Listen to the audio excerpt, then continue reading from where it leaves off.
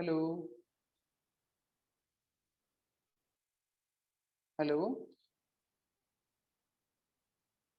मेरी आवाज आ रही है सबको?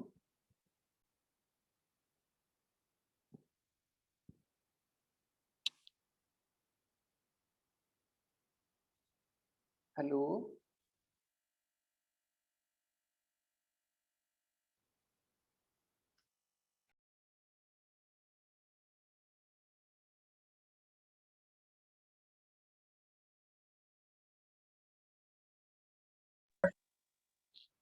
हेलो।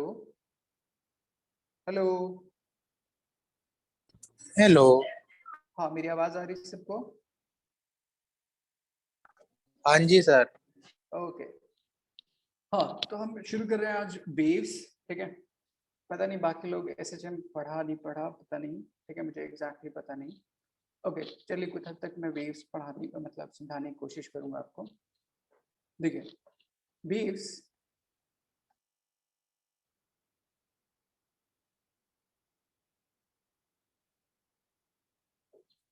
अगर मैं डिफाइन करूं कि एक फिनोमेना जिसमें ट्रांसफर ऑफ एनर्जी करनी हो, जैसे सपोज कर लीजिए मेरे पास कोई एक स्टोन ले लीजिए एंड उसको मैं कुछ अमाउंट ऑफ एनर्जी दूं ताकि वो एक पॉइंट से मूव करके किसी दूसरे पॉइंट तक चला जाए, सपोज यहाँ तक। तो ये एक फिनोमेना हुआ जिसमें एनर्जी एंड मोमेंटम इस स्टोन ने फ्रॉम वन पोजीशन से दूसरे पोजीशन ट्रांसफर कर दिया। ठीक। सिमिलरली अगर मैं कोई एक स्ट्रिंग लेता हूँ, ठीक, मान लीजिए मेरे पास वायर, ठीक, एंड उसमें मैंने कुछ एनर्जी दी उसके वन एंड पे, एंड इस एनर्जी की वजह से इस पर्टिकुलर स्ट्रिंग के पार्टिकल्स होंगे वो अपने पोजीशन पे वाइब्रेट करना स्टार्ट होंगे कुछ इस तरह। ठीक। एंड ये जो डिस्टर्बेंस हुआ वो disturbance along the medium I के डायरेक्शन में प्रोसीड करता है। मैं तो कह रहा हूँ ये जो डिस्टर्बेंस क्रिएट हुआ वो disturbance along the medium I के डायरेक्शन में प्रोसीड करता है without the displacement of the matter particle. Matter particle इस पॉइंट से यहाँ से यहाँ तक डिस्प्लेस नहीं होता, बट ये डिस्प्लेसमेंट इस पर्टिकुलर डिस्टर्बेंस का एक पॉइंट से दूसरे पॉइंट तक होता है। तब इस फिनोमेना को क्या बोल सकते हैं हम लोग? ट्रांसफर ऑफ एनर्जी हो रही है। तब इसमें डिस्प्लेसमेंट ऑफ मैटर पार्टिकल नहीं होता, बट इस वाले सिचुएशन में डिस्प्लेसमेंट ऑफ मैटर पार्टिकल हो रहा था क्योंकि स्टोन एक पोजीशन से दूसरी पोजीशन तक डिस्प्लेस्ड हो चुकी थी। तब इस फिनोमेना को हम बोलते हैं वेव्स। तो वेव सिंपली अगर डिफाइन किया जाए तो आप क्या बोल सकते हैं? एक phenomena of transfer of energy and momentum जिसमें पार्टिकल अपनी पोजीशन से डिस्प्लेस नहीं होता, बट वो डिस्टर्बेंस को एक पोजीशन से डिस्प्लेस करता है दूसरी पोजीशन तक in the form of energy and momentum. तब उस फिनोमेना को हम वेव्स बोलते हैं। अब ये वेव्स बहुत डिफरेंट डिफरेंट तरह की हो सकती है। जैसे एक टर्म होता है मेरे पास इलेक्ट्रोमैग्नेटिक। ठीक। नेक्स्ट होता है मेरे पास मैटर वेव, एंड नेक्स्ट हो सकता है मेरे पास मैकेनिकल वेव।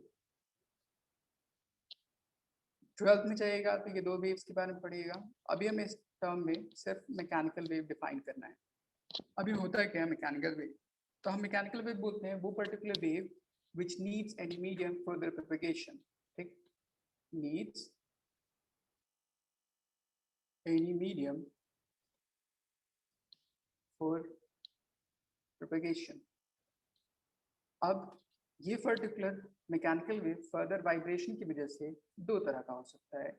एक को बोलते हैं हम लोग ट्रांसवर्स एंड एक को बोल सकते हैं हम लोग लॉन्गिट्यूडनल। इसके बारे में कुछ हद तक आपने 9th क्लास में पढ़ा होगा, साउंड वेव एंड लाइट के बारे में। ठीक। यहाँ तक किसी कोई दिक्कत? यहाँ तक सबको समझ आया क्या क्या वो डिफाइन किया मैंने? Yes sir.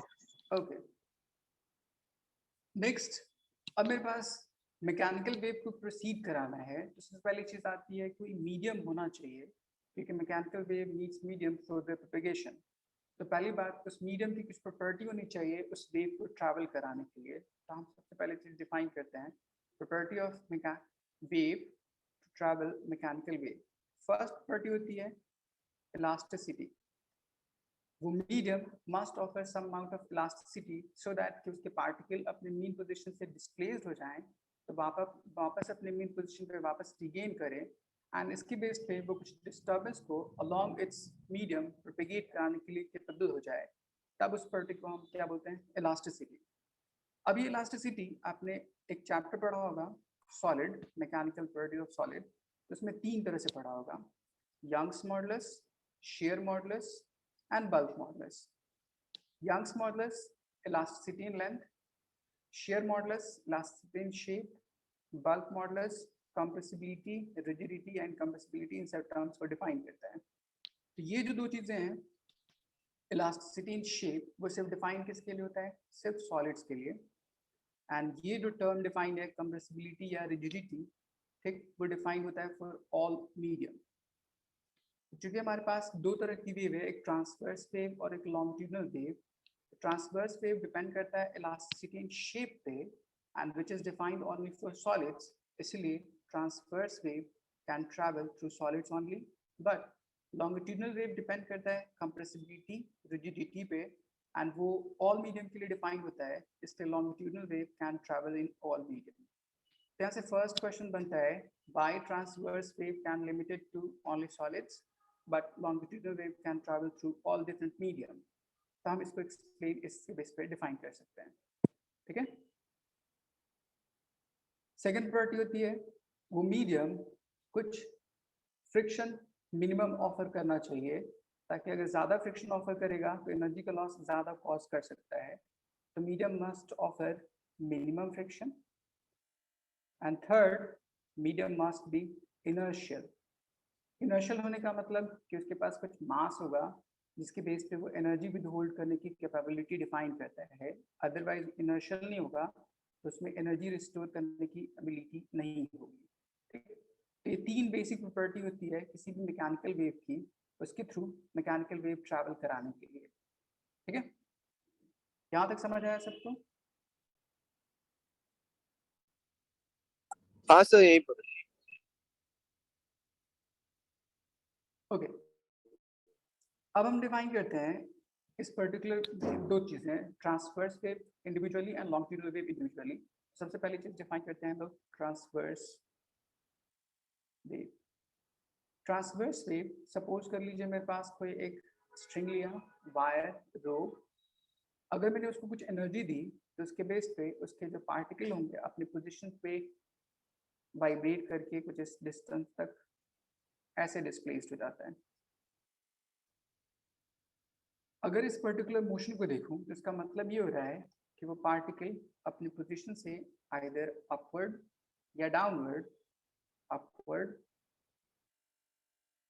इस तरह से वाइब्रेट कर रहा है, बट जो डिस्टर्बेंस है वो अलोंग द मीडियम इस डायरेक्शन में ट्रैवल कर रहा है। तो ये मेरे पास टर्म डिफाइन कर रहा है vibration of particle, vibration of particle, and ये टर्म डिफाइन कर रहा है direction of propagation of wave, propagation of wave. क्योंकि दोनों एक दूसरे के परपेंडिकुलर है, तब इस पर्टिकुलर वेव को हम क्या बोलते हैं, ट्रांसवर्स वेव, ठीक। तो ट्रांसवर्स वेव सिंपली डिफाइन करूं अगर on the basis of vibration of particle, तो vibration of particle and propagation of wave दोनों एक दूसरे के परपेंडिकुलर हो, तब उस पर्टिकुलर वेव को ट्रांसवर्स वेव डिफाइन करते हैं। अब हमें इस ट्रांसवर्स वेव के लिए वेलोसिटी चाहिए, तब आपको एक रिलेशन होता है, आपने जैसे डायमेंशन एनालिसिस पढ़ा होगा फर्स्ट सेकंड चैप्टर, तो वहां पर आपको डिराइव कराने के लिए, ठीक, suppose velocity of transverse wave depend upon, दो चीजों पे डिपेंड करता है, टेंशन एंड दूसरा लीनियर मास डेंसिटी न्यू। तो इसको बोलते हैं हम लोग टेंशन इन द स्ट्रिंग। क्यों? क्योंकि मैंने उस स्ट्रिंग के शेप को डिफॉर्म कर दिया है, तो इसकी वजह से उसमें कुछ टेंशन डेवलप करता है। एंड दूसरा म्यू, म्यू इज कॉल्ड मास पर यूनिट लेंथ, तब इस क्वांटिटी को बोलते हैं हम लोग लीनियर मास डेंसिटी। तो आपको बोलेगा कि if velocity of transverse wave depends upon tension and mu, then derive its relation. तो मैं सिंपली इसको क्या कर सकता हूँ, using dimension analysis, velocity is equals to कुछ कांस्टेंट मान लीजिए प्रोपोर्शनलिटी के, tension to the power x and mu to the power y। Left hand side dimension लिखिए, तो वेलोसिटी के लिए m0 l t to the power -1, क्योंकि metre पर सेकेंड होता है, k प्रोपोर्शनलिटी कांस्टेंट हटा दीजिए, टेंशन फोर्स होता है एंड फोर्स का डायमेंशन हमें पता होता है mLT-2। ये मेरे पास mu which is linear mass density, mass upon length. तो इस पे पावर x, इस पे पावर y, तब यहाँ से m के पावर को कॉमन करिए तो यहाँ पे पावर x हो जाएगा एंड यहाँ पे पावर y हो जाएगा। So m to the power x plus y, l to the power x minus y and p to the power minus of 2x। अगर मैं पावर दोनों साइड कंपेयर करूँ तो m के पावर को m के पावर के साथ, so x plus y is equal to 0, l के पावर को l के पावर के साथ, so x minus y is equal to 1 and t के पावर को t के पावर के साथ, तो minus 2x is equal to minus 1, so x is equal to 1/2। इसकी वैल्यू यहाँ पुट कर दीजिए, so y is equal to minus 1/2। तो यूजिंग डायमेंशनल हमने x एंड y की वैल्यू फाइंड कर ली। अब इन दोनों वैल्यूज को इस इक्वेशन में जो फर्स्ट हमने अज्यूम किया था प्रोपोर्शनलिटी के बेस पे, उसमें पुट कर दीजिए। k की वैल्यू प्रोपोर्शनलिटी कांस्टेंट की एक्सपेरिमेंटली 1 की इक्वल होती है। उन सारी वैल्यूज को पुट करते हैं तो आपके पास एक फॉर्मूला आता है, velocity is equals to root under tension by mu. ठीक है, तो इस तरह से आप डिराइव कर लेते हैं E is tension of the string and mu linear mass density उस पर्टिकुलर स्ट्रिंग में कितनी दे रखी है, हमने वो डिफाइन कर दिया। यहाँ तक समझ आया सबको? हेलो,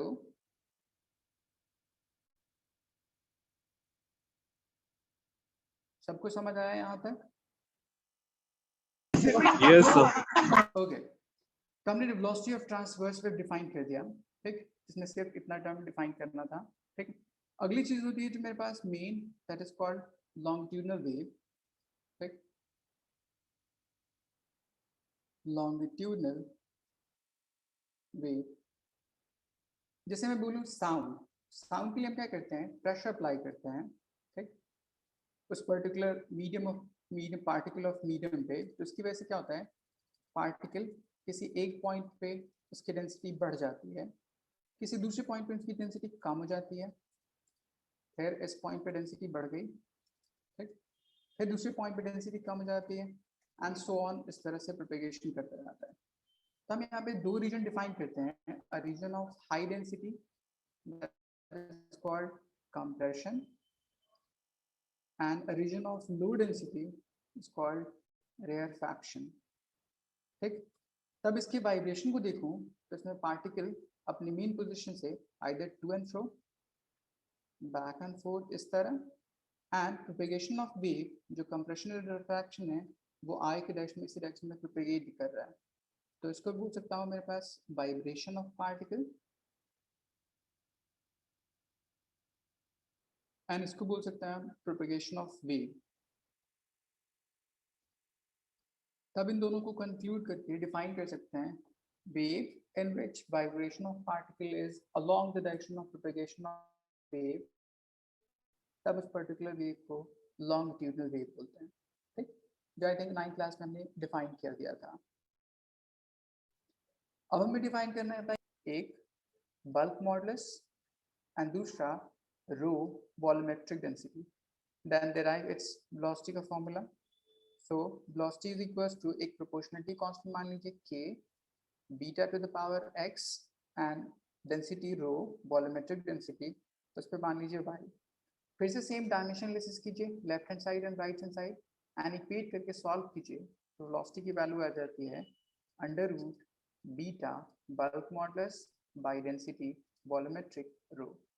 ठीक, तो इस बीटा को बोलते हैं हम लोग इलास्टिक फैक्टर, जो इलास्टिसिटी डिफाइन कर रहे हैं, एंड इसको मास पर unit volume that is called density, तो इसको हम बोलते हैं इनर्शियल फैक्टर।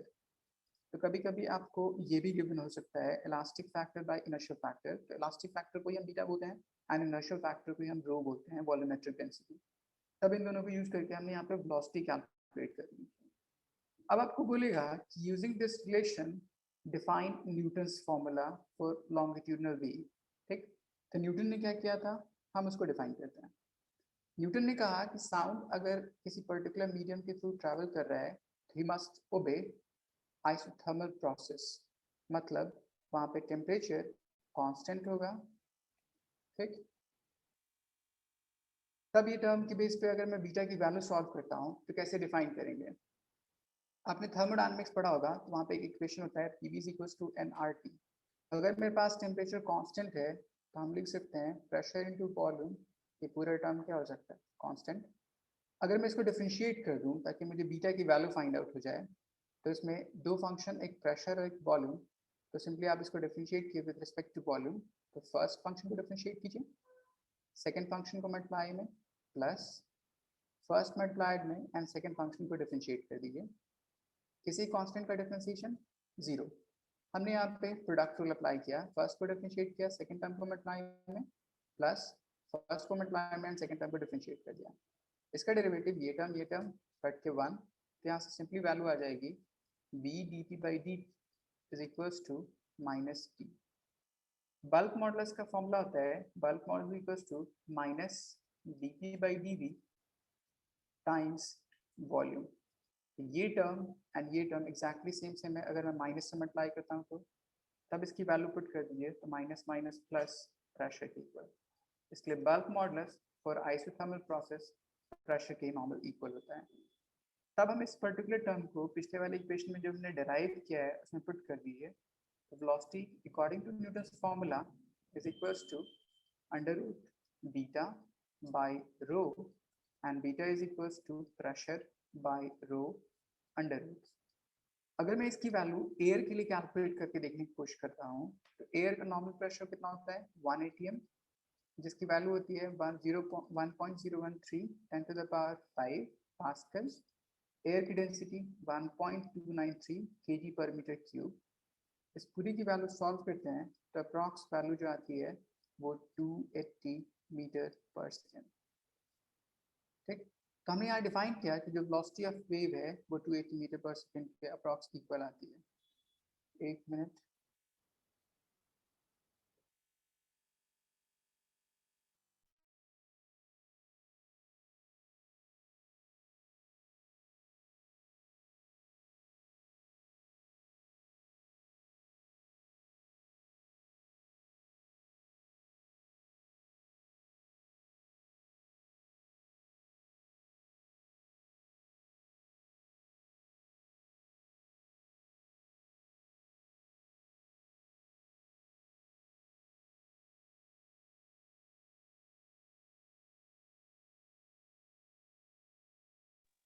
ओके, तो यहाँ तक सारी चीजें समझ में आई? किसी कोई दिक्कत?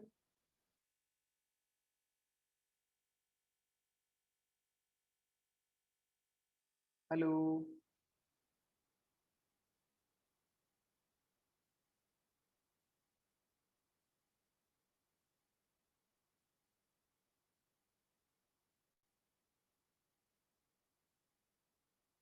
Yes, sir. ओके, तो हमने वेलोसिटी किसी के लिए न्यूटन्स फार्मूला के लिए डिफाइन कर दिया, बट ये जो वैल्यू आती है वो बहुत छोटी वैल्यू होती है एक्चुअल वैल्यू के रिस्पेक्ट में। तब इनकी थ्योरी यहाँ पे फेल हो जाती है। तब एक अनदर साइंटिस्ट आते हैं, उनका नाम लैपलस, उन्होंने करेक्शन किया है इस पर्टिकुलर फॉर्मूले में, उसको बोलते हैं लैपलस करेक्शन। ठीक, क्या होता है उसको बोलते हैं? तो अगली चीज लैपलस करेक्शन। लैपलस ने अज्यूम किया कि जो प्रोपेगेशन ऑफ साउंड है किसी पर्टिकुलर मीडियम में वो एडियाबैटिक प्रोसेस ओबे करता है। उसका रीजन, क्योंकि मेरे पास साउंड प्रोपेगेशन में दो चीजें फॉर्म होती है, एक कंप्रेशन एंड रिफ्रैक्शन। एंड चूंकि स्पीड ऑफ साउंड बहुत फास्ट होती है तो कंप्रेशन एंड रिफ्रैक्शन का फॉर्मेशन बहुत फास्ट होगा, देन वहाँ पे इनफ टाइम नहीं होगा हीट एक्सचेंज कराने के लिए। ठीक, इसीलिए एडियाबैटिक प्रोसेस होता है। आइसोथर्मल कंडीशन तब होती है जब प्रोसेस बहुत स्लो हो। ठीक, एडियाबैटिक प्रोसेस तब होता है जब प्रोसेस बहुत फास्ट हो रहा हो। तो यहाँ पे प्रोपेगेशन ऑफ साउंड बहुत फास्ट होता है, इसलिए इन्होंने अज्यूम किया कि जो प्रोसेस होगा वो कैसा होगा? एडियाबैटिक, मतलब एट कांस्टेंट हीट पे। एडियाबैटिक प्रोसेस के लिए फॉर्मूला होता है PV to the power gamma is equals to constant। अब हमें क्या करना है, यहाँ से इस टर्म को डिफरेंशिएट करके फिर से बल्क मॉडुलस की वैल्यू निकालनी है, एंड देन इस इक्वेशन में बीटा की वैल्यू पुट करनी है। तो फिर से यहाँ पे दो फंक्शन, प्रोडक्ट रूल, फर्स्ट को डिफरेंशिएट कीजिए, सेकेंड टर्म को मल्टीप्लाई में, प्लस फर्स्ट टर्म को मल्टीप्लाई में, सेकेंड टर्म को डिफरेंशिएट किया तो यहाँ पे एक्सपोनेंशियल है, तो n x n-1 and dv by dv, constant term उसका डिफरेंशिएशन 0। सो मैं इसको ऐसे लिख सकता हूँ b to the power gamma dp upon dv plus gamma times p b to the power gamma and b to the power -1 है तो upon b dp upon dv उसकी वैल्यू 1 इज इक्वल्स टू 0। इन सारे terms को उधर ले जाइए तो dp upon dv b to the power gamma is equals to minus of gamma p b to the power gamma upon b। ये term and ये टर्म कैंसिल आउट तो सिंपली आपका रिलेशन आ जाएगा इतना minus of gamma p upon b। अब अगर मैं bulk modulus की वैल्यू फाइंड आउट करूं, bulk modulus is minus dp over dv times b। इस वैल्यू को यहाँ से पुट कर दीजिए इस इक्वेशन में, सारी चीजें कट जाएंगी तो आपका इक्वेशन बच जाएगा गामा टाइम्स p। तो पिछले वाले रिलेशन में न्यूटन्स फॉर्मूला में गामा नहीं आता था, यहाँ पे गामा आता है। गामा को बोलते हैं हम लोग स्पेसिफिक गैस रेशियो, जो अलग अलग गैस के लिए डिफरेंट डिफरेंट होता है। तो अगर मैं एयर बोलूँ तो एयर में मोस्ट ऑफ द गैसेस मतलब जैसे नाइट्रोजन ऑक्सीजन डायट में होता है, तो डायट में गैस के लिए गामा की वैल्यू होती है 1.4 या इस चीज़ को 7/5 बोलते हैं। तो अगर मैं इस फॉर्मूले को यूज़ करूँ लैप्लास करेक्शन के बेस पे, तब मेरे पास velocity is equals to root under beta by rho and beta is equals to gamma times P by rho under root and की वैल्यूज को पुट कर दीजिए, सॉल्व कीजिए तो अप्रॉक्स जो वैल्यू आती है 331 मीटर पर सेकेंड, जो क्लोज इनफ उस एक्चुअल वैल्यू ऑफ साउंड के होता है। इसलिए इस थ्योरी को क्या कर दिया गया, मान लिया गया। ठीक है, तो आपको क्वेश्चन क्या पूछेगा, define longitudinal wave using this derive Newton's formula and define Laplace correction। तो ये पूरा क्वेश्चन आपका 5 मार्क्स हो सकता है। यहाँ तक मुश्किल?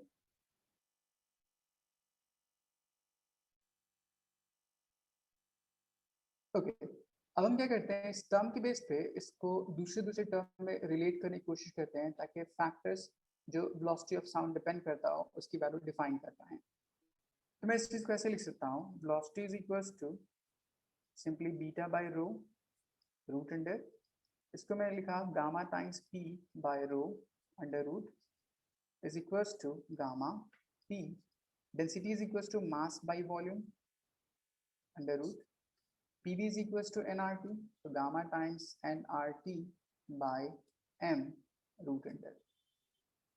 अब इन सारे टर्म्स के बेस पे आपसे सबसे पहले चीज पूछी जाएगी, वेलोसिटी ऑफ साउंड प्रेशर पर डिपेंड करता है या नहीं करता, या क्वेश्चन ऐसे पूछ सकता है, if pressure is increased by 4 times how will velocity of sound be affected। तो किसी भी टर्म के लिए डिफाइन करने के लिए आप सबसे पहले दो टर्म जानिए।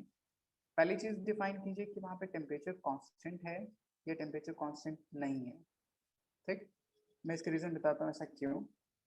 सपोज कर लीजिए मेरे पास टेम्परेचर कांस्टेंट है, तो इसके लिए सिंपल इक्वेशन होता है P B is equals to constant. Volume को हम लिख सकते हैं मास बाय डेंसिटी, तो P mass upon density is equals to constant.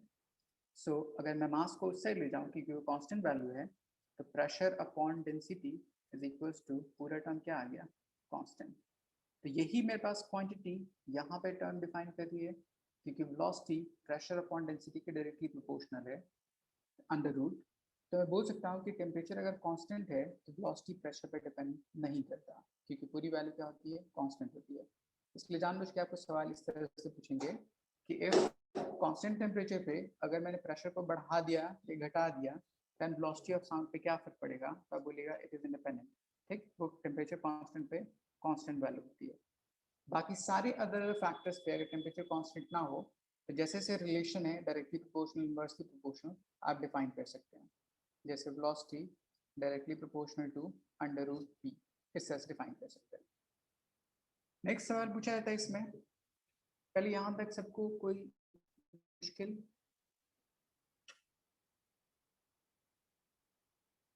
Please respond कर दीजिए, कुछ समझ आया नहीं आया?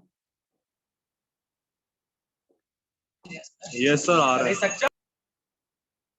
ओके, अब हम यहाँ से एक टर्म डिफाइन करते हैं। एक क्वेश्चन पूछा जाता है कि मेरे पास मेरे पास एयर में दो तरह के एयर, एक मॉइस्ट एयर और एक ड्राई एयर, किस में डेंसिटी ज़्यादा होगी एंड किस में डेंसिटी कम होगी एंड उसके हिसाब से वेलोसिटी कैसे अफेक्टेड होगा। तो अभी हमने वेलोसिटी का फॉर्मूला यूज़ किया, velocity is equal to gamma times P by rho under root. तो velocity is inversely proportional to density, ठीक।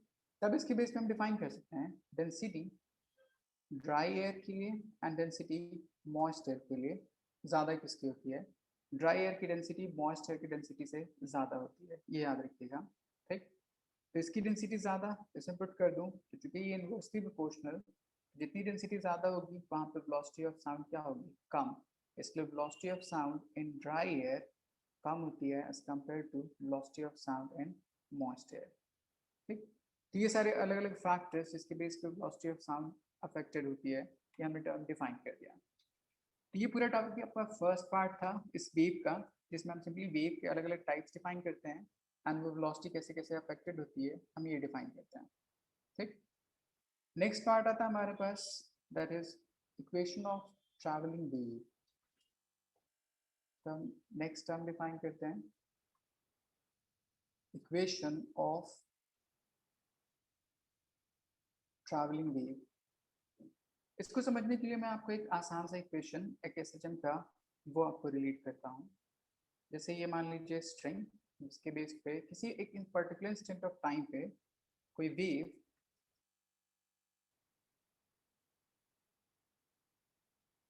इस तरह से वाइब्रेट कर रही हो, तो ये किसी एक particular instant of time p is equal to 0 पे है। हमने कहा था कि wave along the string movement करता है, मतलब ये जो डिस्टर्बेंस है वो आई की तरफ शिफ्ट होगा, लेफ्ट साइड या राइट साइड। तो किसी इंस्टेंट ऑफ टाइम पे वो शिफ्ट होके वो किसी इस पॉइंट तक मूव ऑन हो गया,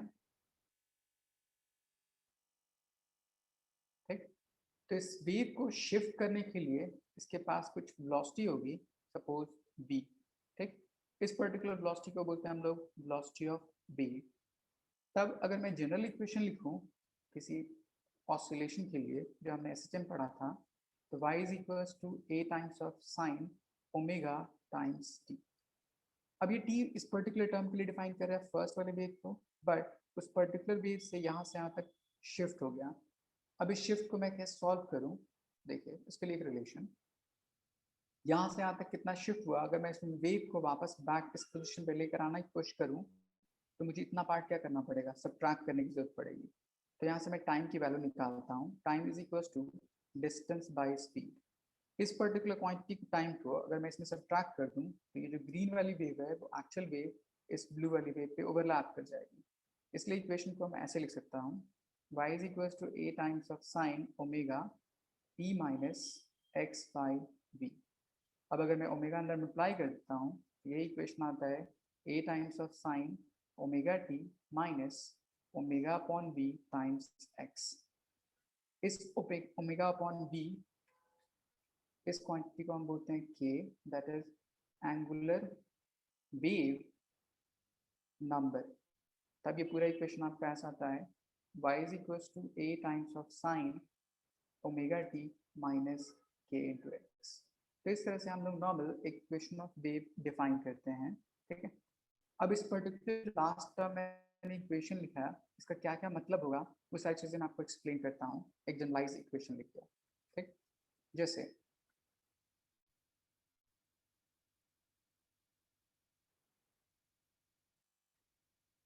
सपोज कर लीजिए आपके पास कोई इक्वेशन है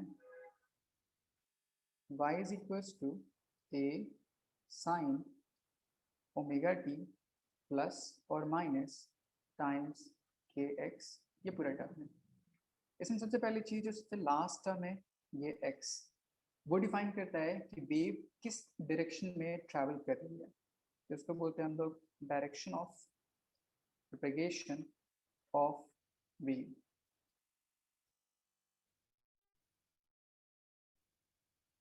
तो वेव एक्स एक्सिस के लॉन्ग डायरेक्शन में मूव कर रहे हैं, बट यहाँ पे एक्स पॉजिटिव एक्स एक्सिस तरफ जा रहा है या नेगेटिव एक्स एक्सिस तरफ जा रहा है, ये उसके पहले का जो साइन है वो डिफाइन करता है ऑपोजिट वे में। अगर नेगेटिव है तो इसका मतलब होगा पॉजिटिव एक्सिस की तरफ जा रहा होगा, एंड अगर ये पॉजिटिव है तो इसका मतलब होगा नेगेटिव एक्सिस की तरफ वो मूव कर रहा है। अगली चीज़ है मेरे पास यहाँ पे के, इस के को बोलते हैं हम लोग एंगुलर वेव नंबर, इसके से हम कैलकुलेट करते हैं वेवलेंथ। तो k इज इक्वल टू होता है 2 पाई बाई लैम्डा, तो lambda is wavelength of this particular wave. Next term है यहाँ पे ओमेगा। इसी ओमेगा को जैसे हम लोग SHM में पढ़ते थे एंगुलर वेलोसिटी, ठीक, ये इसको एंगुलर फ्रीक्वेंसी। तो यहाँ से omega is equal to 2 pi by T या 2 पाई इंटू एफ, फ्रीक्वेंसी या टाइम पीरियड फाइंड आउट कर सकते हैं, ठीक। नेक्स्ट टर्म है इस पर्टिकुलर इक्वेशन के लिए ए इज कॉल्ड एम्पलीट्यूड या maximum displacement of the particle and y is called displacement of particle किसी भी इंस्टेंट पे कितना है। यहाँ पे जो पूरा टर्म है यहाँ से यहाँ तक जो एंगल को डिफाइन कर रहा है उस पर्टिकुलर पार्ट को हम बोलते हैं फेज या उसे जिसको angle of this particular wave.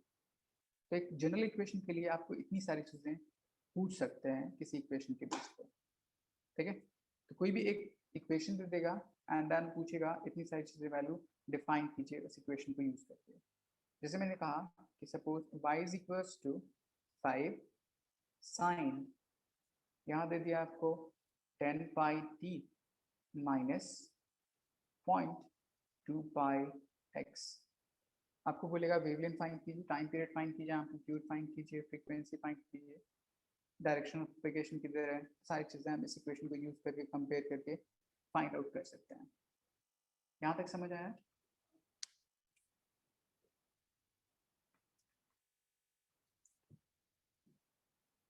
किसी को कोई प्रॉब्लम पूछ सकते हैं? ओके, नेक्स्ट हम डिफाइन करते हैं हम लोग इस पर्टिकुलर इक्वेशन को यूज करने के बेस पे। एक क्वेश्चन पूछता है आपसे कि डिस्प्लेस मतलब particle velocity and wave velocity क्या होती है, ठीक। मान लीजिए मेरे पास कोई एक स्ट्रिंग है इस तरह, जिस स्ट्रिंग में अगर मैं कोई वेव किसी एक इंस्टेंट ऑफ टाइम में कुछ यहाँ पे है, तो इसका मतलब होगा कि जो पार्टिकल उसके मेन पोजीशन पे था इस पॉइंट पे, वो पार्टिकल इस तरह से वाइब्रेट करता होगा अप एंड डाउन इस तरह, ठीक। तो उसकी अपनी कुछ वेलोसिटी होगी। उसी तरह इस पॉइंट पे पार्टिकल नीचे की तरफ जा रहा था तो उसकी अपनी कुछ वेलोसिटी होगी, ठीक। बट ये जो पूरा डिस्टर्बेंस है वो पूरा डिस्टर्बेंस अलोंग द मीडियम इस डायरेक्शन में कितनी स्पीड से जाता है, वो दो अलग अलग टर्म है। तब हम यहाँ से दो टर्म डिफाइन करते हैं, एक को बोलते हैं हम लोग वेलोसिटी ऑफ पार्टिकल या पार्टिकल वेलोसिटी वीपी। तब इसका मतलब होता है कि वो पर्टिकुलर वेलोसिटी जिससे पार्टिकल अपने मीन पोजीशन पे अप एंड डाउन वाइब्रेट करते हो उस वेलोसिटी को पार्टिकल वेलोसिटी बोलते हैं। Velocity of vibration of particle about mean position, about mean position either up and down या to and fro, तब उस पर्टिकुलर वेलोसिटी को पार्टिकल वेलोसिटी बोलते हैं। एंड देन नेक्स्ट, ये पूरा डिस्टर्बेंस अलोंग द मीडियम जिस पर्टिकुलर वेलोसिटी से मूव करता है उस वेलोसिटी को वेव वेलोसिटी बोलते हैं या फेज वेलोसिटी बोलते हैं। ये हो गया पार्टिकल के वाइब्रेट करने की वेलोसिटी, और ये जो प्रोपेगेशन के अलोंग मूव कर रहा है पूरा डिस्टर्बेंस उसको हम बोलते हैं फेज वेलोसिटी या वेव वेलोसिटी। तो ये सिंपली होता है मेरे पास velocity with which whole disturbance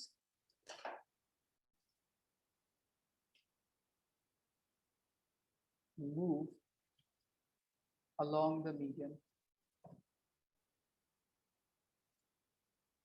तब इसको बोलते हैं वेव वेलोसिटी। तो वेव वेलोसिटी के लिए सिंपल फॉर्मूला होता है लैम्डा बाई टी या लैम्डा इंटू फ्रीक्वेंसी या ओमेगा बाई के। अब क्या करते हैं, इस वेलोसिटी एंड इस वेलोसिटी दोनों को आपस में कंपेयर करने की कोशिश करते हैं ताकि दोनों के बीच में रिलेशनशिप डेराइव कर लिया जाए। तब उसके लिए क्या किया जाए, एक इक्वेशन लिखते हैं, ठीक। सपोज मैंने इक्वेशन लिखा y is equal to 8 times omega T minus के एक्स, ये मेरे पास सिंपल इक्वेशन लिखा। इस इक्वेशन को अगर मैं डिफरेंशिएट कर दूं, एक बार टाइम के रिस्पेक्ट में और एक बार एक्स के रिस्पेक्ट में, सपोज मैंने टाइम के रिस्पेक्ट में डिफरेंशिएट किया, इसको बोलते हैं हम लोग पार्शियल डिफरेंशिएशन। पार्शियल डिफरेंशिएशन मतलब जिसके रिस्पेक्ट में हम डिफरेंशिएट कर रहे हैं सिर्फ उसको वेरिएबल मानते हैं, बाकी अदर सारे टर्म्स को कांस्टेंट मानते हैं। तो हमने क्या किया, ए कांस्टेंट, साइन का डिफरेंशिएशन होता है cos ओमेगा टी माइनस के x as it is, and इस पूरे टर्म को अगर फर्दर डिफरेंशिएट कीजिएगा तो टी का कोएफिशिएंट ओमेगा वो बाहर आ जाएगा एंड के एक्स कॉन्स्टेंट का डिफरेंशिएशन 0। तो पूरा टर्म ये टर्म डिफाइन करता है। तो ये मेरे पास क्या हुआ, displacement of the particle with respect to time, तब इस पर्टिकुलर वेलोसिटी को पार्टिकल वेलोसिटी बोलते हैं। तो फर्स्ट यहाँ से मैंने पार्टिकल वेलोसिटी डिफाइन कर ली, ठीक। नेक्स्ट इक्वेशन होता है अगर इसी टर्म को x के रिस्पेक्ट में डिफरेंशिएट कर दूं, तो dy del y over del x, ये टर्म आ जाता है a, साइन का डिफरेंशिएशन हो जाएगा cos ओमेगा टी माइनस के एक्स, एंड इस टर्म को अगर मैं x के रिस्पेक्ट में डिफरेंशिएट करूंगा तो ये कांस्टेंट डिफरेंशिएशन 0 माइनस के कोएफिशिएंट बाहर आ जाएगा, ठीक, इतना आ जाएगा। तो इस क्वांटिटी को हम बोलते हैं slope of that particular instant. अगर मैं इन दोनों इक्वेशन को आपस में डिवाइड कर दूं तो आपके पास रिलेशन आता है velocity of particle upon slope of wave at that instant is equals to, दोनों इक्वेशन में a sin omega t, a cos omega t minus के X, a cos omega t minus के एक्स कैंसिल आउट हो जाएगा, ऊपर में आ जाएगा minus omega by के। इस क्वांटिटी को मैंने पीछे डिफाइन किया था, वेलोसिटी ऑफ वेव बोलते हैं v। तो यहाँ से फॉर्मूला आता है velocity of particle is equals to minus of velocity of wave times slope of the particle, slope of the wave at that particular instant, ठीक। तो ये इक्वेशन आपको डिराइव करने के लिए क्वेश्चन पूछ सकता है। यहाँ तक समझ आया?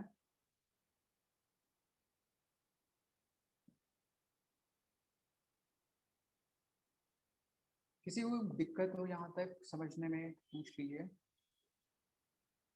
No sir. ओके, सब कुछ समझ आ रहा है, बहुत आसान आसान चीजें हैं।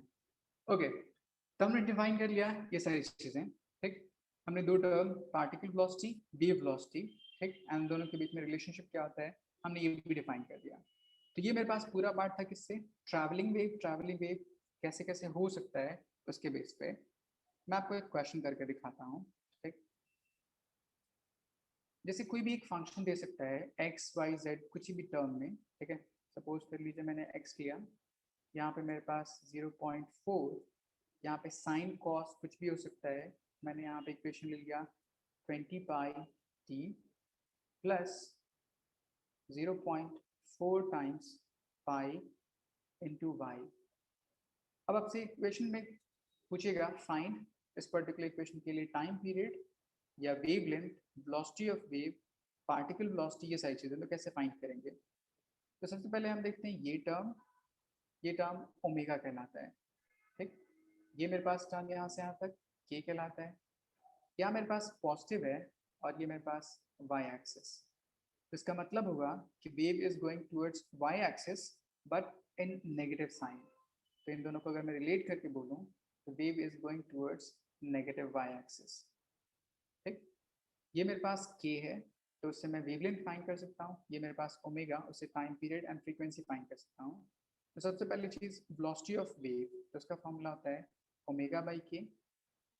ओमेगा की वैल्यू है 20 पाई अपॉन के की वैल्यू है 0.4 पाई, pi pi cancel out, point हटा ऊपर 10, 200 बाई 4, 50 मीटर पर सेकेंड। वेव की वेलोसिटी हो गई। ये मेरे पास जो फर्स्ट टर्म था यहाँ पे आप इसको मैंने कहा एम्पलीट्यूड, ठीक। इसी ओमेगा से मैं टाइम पीरियड फाइंड कर सकता हूँ क्योंकि इक्वेशन होता है omega is equals to 2 pi by T. तो ओमेगा की वैल्यू कितनी है 20 pi, pi pi cancel, 2 cancel, तो T is equals to 0.1 second. या अगर मैं फ्रीक्वेंसी बोलूँ तो फ्रीक्वेंसी बोल सकता हूँ 10 हर्ट्ज। के की वैल्यू पता है तो मैं उससे वेवलेंथ निकाल सकता हूँ, k is equals to 2 pi by lambda is equals to 0.4 pi. So lambda is equals to 2 pi upon 0.4 pi. 5 cancel, इससे कट हो जाएगा, then lambda is equals to 5 metre. ठीक, तो इतनी सारी चीजें आप इस इक्वेशन से फाइंड आउट कर सकते हैं अगर आपको सिंपल एक इक्वेशन दे रखा हो इसके बेसिस पे। ठीक है, इसमें एक नेक्स्ट पार्ट होता है, अगर आपको एक टफ क्वेश्चन पूछे, ठीक, तो मैं इस पूरे पार्ट को फेज बोलता हूँ। ठीक, तो आपको पूछेगा फेज में चेंज एक्स के साथ एंड वाई के साथ, मतलब डिस्प्लेसमेंट के साथ एंड टाइम के साथ कैसे कैसे हो सकता है, उसका एक रिलेशन डिफाइन करने के लिए। तो हम क्या करते हैं, उस पूरे फेज को फाई बोलते हैं। तो phi is equals to omega T minus के एक्स, मैंने ऐसे किया। अब इसकी दो कंडीशन, एक बार मैंने क्या कहा कि अगर टाइम की वैल्यू कांस्टेंट हो जाए तो क्या होगा, तो कांस्टेंट, तो किसी फर्स्ट वाली पोजीशन के लिए phi one is omega T minus of k x one, किसी सेकेंड डिस्प्लेसमेंट के लिए मैंने कहा तो ओमेगा टी माइनस के एक्स टू, टाइम की वैल्यू चेंज नहीं कर रही इसलिए ओमेगा टी कांस्टेंट रहेगा। एंड अगर मैं दोनों को सब्ट्रैक्ट कर दूं, माइनस माइनस एंड प्लस, तो ये पूरा टर्म डिफाइन करता है चेंज इन फाइव, ये टर्म मेरे पास हो जाएगा 0। इस टर्म को k टाइम्स डेल्टा एक्स लिख सकते हैं। k की वैल्यू हमने पीछे कैलकुलेट कर रखी थी 2 pi by lambda times delta x. तब इस फाई को हम बोलते हैं फेज, उसमें डिफरेंस है तो इसको बोलते हैं फेज डिफरेंस। एक्स को बोलते हैं पाथ एंड उसका चेंज है तो उसको हम बोल सकते हैं पाथ डिफरेंस। सेकेंड टर्म पूछा जाता है आपको कि अगर एक्स को मैंने कांस्टेंट रख लिया तो उसके हिसाब से क्या चेंज आ सकता है। तो एक्स कांस्टेंट के बेस पे एक बार एंगल मैंने फाई वन लिखा तो हो जाएगा omega times T one minus के एक्स, एक बार मैंने एंगल लिखा फाई टू तो उसके लिए हो जाएगा omega times T two minus के एक्स, दोनों को सब्ट्रैक्ट कर दीजिए, so minus minus and plus, ये टर्म हो जाएगा 0, ये term change in flux that is change in angle, omega constant, इन दोनों का डिफरेंस डेल्टा टी। ओमेगा को आप 2 पाई बाई टी लिख सकते हैं या डेल्टा टी, या 2 पाई टू फ्रीक्वेंसी लिख सकते हैं डेल्टा टी। तो ये डेल्टा टी डिफाइन करता है टाइम डिफरेंस को एंड ये फाई डिफाइन करता है फेज डिफरेंस को। तो हमने यहाँ पर पूरा टर्म डिफाइन किया, phase difference, time difference and path difference, तीनों के बीच में क्या रिलेशन होगा ये हमने डिफाइन कर दिया। अब डायरेक्टली आपको क्वेश्चन गिवन होगा पिछले वाले इक्वेशन में कि अगर मान लीजिए पाथ डिफरेंस 1 मीटर का है तो बताइए एंगल में कितना डिफरेंस होगा। तो आपको k की वैल्यू पता है, उसको इक्वेशन में पुट कर दीजिए, k की वैल्यू थी कितनी 0.4 पाई, पुट कर दीजिए यहाँ पे k की वैल्यू, वहाँ से डेल्टा एक्स की वैल्यू फाइन, मतलब डेल्टा फाई की वैल्यू फाइन हो जाएगी। उसी तरह आपको ओमेगा की वैल्यू पता थी, उसको इस इक्वेशन में पुट करके टाइम डिफरेंस गिवन होता है 1 सेकेंड 2 सेकेंड, उसके हिसाब से एंगल में कैसे डिफरेंस होता हम इस इक्वेशन को यूज करके फाइंड आउट कर सकते थे। यहाँ तक तो मुश्किल? No sir. ओके, क्योंकि मेरे पास पूरा ट्रैवलिंग वेव इतना तक था, ये खत्म हो गया। नेक्स्ट चीज होती है, अगर मैं किसी दो वेव को अगर आपस में सुपर इम्पोज करता हूँ, ठीक है, तो एक स्टैंडिंग वेव जनरेट करता है, बट वो स्टेबस में नहीं है, बट उसका एक another term that's called beats.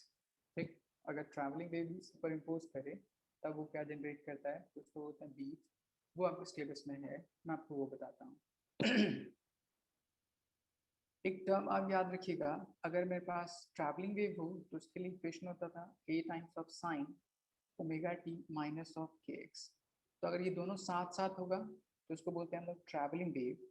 But अगर किसी तरह से इम्पोज करके, सुपर इम्पोज करके या एक दूसरे पर ओवरलैप करके अगर ये इक्वेशन कुछ ऐसा हो जाए, sign of k x and cos of omega T, मतलब ये दोनों टर्म अलग अलग हो जाए, तो उसको याद रखिएगा कि ये स्टेशनरी वेव होता है। ठीक, आपको सिंपली बोल देगा कि पहचानने के लिए कौन सा स्टेशनरी वेव है और कौन सा स्टैंडिंग वेव है। ठीक है, ट्रैवलिंग वेव है, तो अगर दोनों एक साथ एक ही एंगल में हो तो वो ट्रैवलिंग वेव होगा, दोनों अलग अलग टर्म में हो या साइन साइन के साथ, साइन कॉस के साथ, कॉस कॉस के साथ, कॉस साइन के साथ, कोई फर्क नहीं पड़ता, बट ये दोनों पार्ट अलग अलग ट्रिग्नोमेट्रिक फंक्शन के साथ हो, ठीक है, इंडिविजुअली, तभी ये स्टेशनरी वेव डिफाइन करता है। तो first one is travelling wave and second one is stationary wave. ये कैसे आता है ये आपके सिलेबस में भी डिराइव करना इस साल हटा दिया गया, ठीक है, टॉपिक ही हटा दी गई, इसलिए मैं आपको नहीं पढ़ा रहा, ठीक। अब मेरे पास नेक्स्ट चीज होती है बीट्स, ठीक। बीट्स होता है क्या है, हम उसको डिफाइन करते हैं। पहले मैं आपको ग्राफिकली बताता हूँ, फिर मैं आपको मैथमेटिकल डिराइव करता हूँ, एंड देन फिर आपको क्वेश्चन करके समझाऊंगा कि क्वेश्चन कैसे सॉल्व करते हैं। मैंने कोई एक वेव लिया, एक मिनट, मैंने कोई एक वेव ली इस तरह,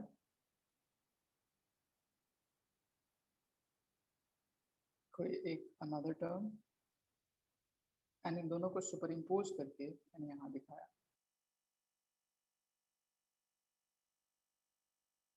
एक वेव है मेरे पास यहाँ पे,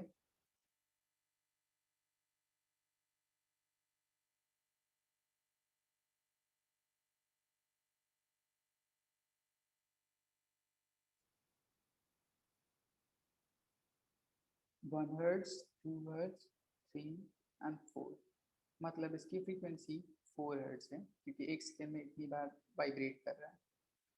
एक सेकेंड वेव लीजिए,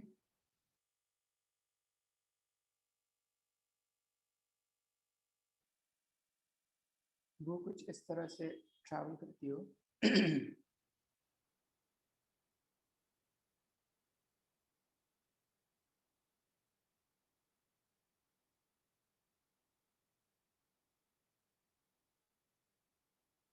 ठीक, तब इसमें एक वेव यहाँ पे कंप्लीट, एक वेव यहाँ पे कंप्लीट, तो इसकी फ्रीक्वेंसी कितनी है 2 हर्ट्ज। अगर ये दोनों आपस में ओवरलैप करे तो इसका वेव किस तरह से डिफाइन होगा, हम उसको करने की कोशिश करते हैं। जैसे ही ओवरलैप किया तो अभी देखिए इसका डायरेक्शन एंड इसका डायरेक्शन सेम सेम, तो दोनों एम्पलीट्यूड एक दूसरे से क्या करने की कोशिश करेगा, ऐड करने की कोशिश करेगा।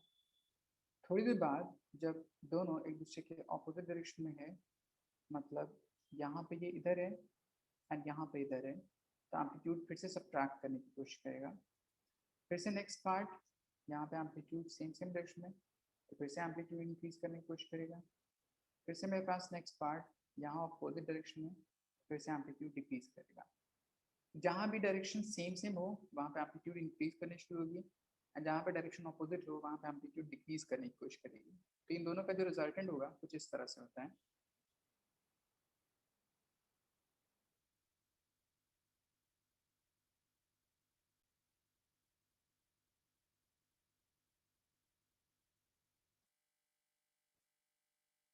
ठीक, ये मैंने अपर एम्पलीट्यूड डिफाइन किया, उसी तरह लोअर एम्पलीट्यूड भी हो सकता है, यहाँ से इस तरह,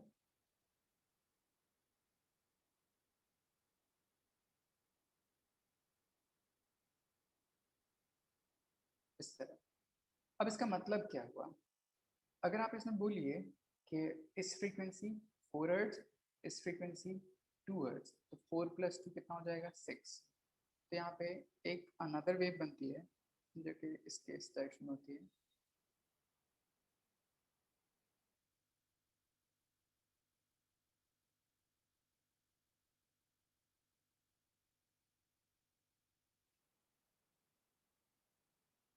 थोड़ा सा मैंने गड़बड़ बना दिया,